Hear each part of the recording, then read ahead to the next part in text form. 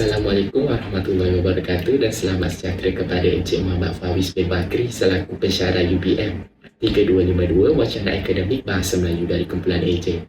Dengan senyuman kata yang elok, di sini hadir membuka bicara yang penuh selok, seperti bunga yang berkembang di pagi yang cerah. Mari kita bersama rangkaikan kata dalam cerita yang indah. Pertama sekali, saya ingin perkenalkan diri saya terlebih dahulu. Saya Uzair Aziz bin Mali yang memegang kad metrik yang bernombor D202210531.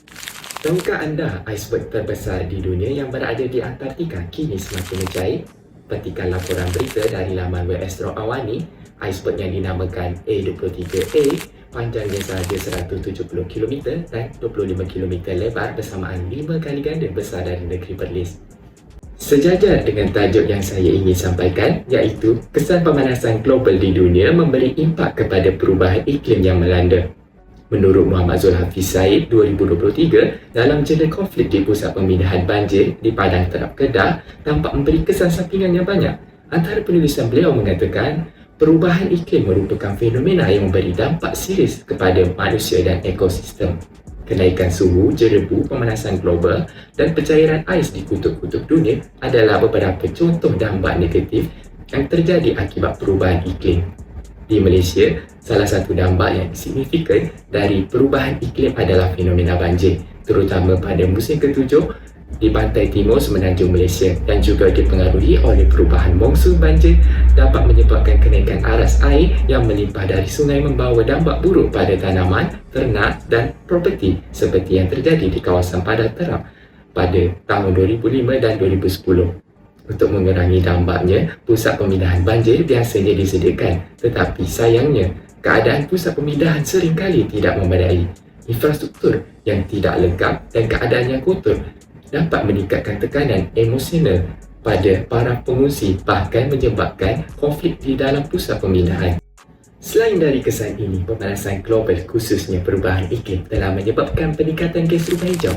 Apa sebenarnya gas rumah hijau dan bagaimana ia memberi kesan kepada planet kita? Maklumat ini diambil dari Nur Ain Jamion 2022 dalam buku tentang perubahan iklim mengatakan, menurut maklumat dari National Aeronautic and Space Administration (NASA), kepekatan gas CO2 pada bulan Mei 2021 telah mencapai 416 parts per million ppm, meningkat sebanyak 48% daripada paras 280 ppm sejak revolusi industri. Peningkatan gas kepekatan CO2 dalam gas-gas rumah hijau yang lain dalam jangka masa yang panjang telah menyebabkan pemanasan global yang seterusnya mengakibatkan perubahan iklim. Perubahan iklim diartikan sebagai perubahan yang signifikan dalam purata keadaan iklim atau kepelbagaian dalam tempoh yang panjang, biasanya lebih dari satu dekad. Ini disebabkan oleh aktiviti manusia yang telah mengubah komposisi atmosfera global, menyebabkan peningkatan kepelbagaian iklim semula jadi dalam jangka masa yang dibandingkan.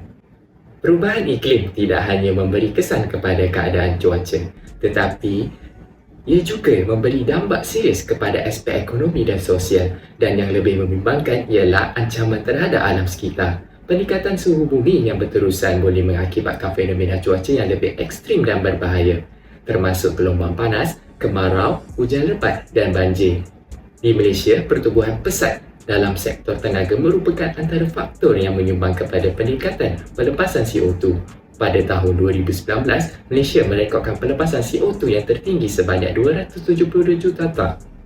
Jadi kesimpulannya, kita semua perlu mengambil tanggungjawab untuk melestarikan alam sekitar. Dengan bergabung tenaga, kita boleh mengurangkan kesan buruk pemanasan global dan perubahan iklim. Bak kata pepatah, seperti air ditumpah, langit dan bumi merasakannya. Sekian, terima kasih.